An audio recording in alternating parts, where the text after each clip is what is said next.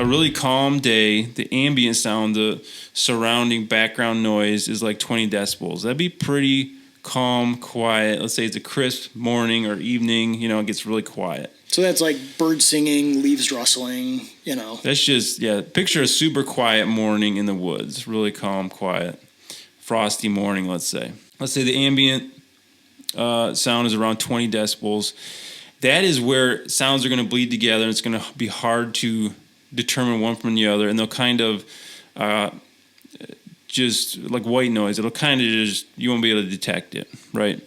So if a noise gets down in that range, you aren't going to be able to hear it anymore, and we'd assume that a deer wouldn't hear it either, right? So let's say you crunch through leaves, and here's some examples here. So at 20 decibels ambient noise and surroundings, let's say you're crunching leaves, and this is from what I recorded. It can be around 75 decibels. That's a loud, crunchy leaves. It's like walking on, nacho chips, right, in the woods. At 75 decibels, what happens is, because of the science, not to get too geeky, Mark, because you say you didn't like the science of it, but invert math, just boil it down. Every time you double the distance, you drop 6 decibels. Right, so if this is 1 meter, it's 75. At 2 meters, it's going to be 69 decibels. And you just keep carrying that out. Gotcha. For us to get to down around 21 or so decibels, that will have traveled 500 yards, crunching in leaves on those super calm days. And deer are going to hear that. They're going to know something, to at least look for something, right? Something is here that they know is in their environment that shouldn't be there, right? That's a long ways, 500 yards. Metal. So if you clang your stand pretty loud, let's say it's 85 decibels, that clanging with that same law could travel 1,600 yards. Dang.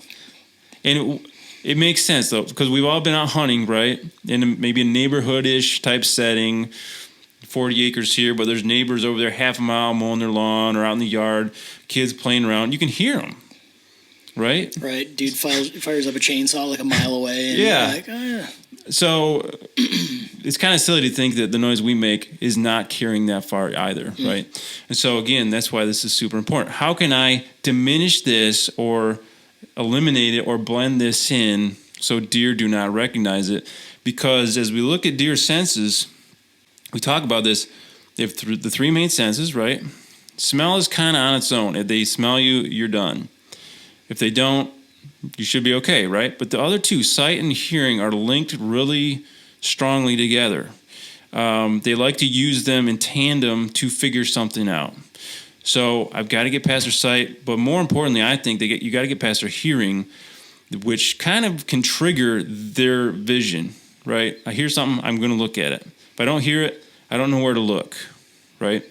So that's why this is so important.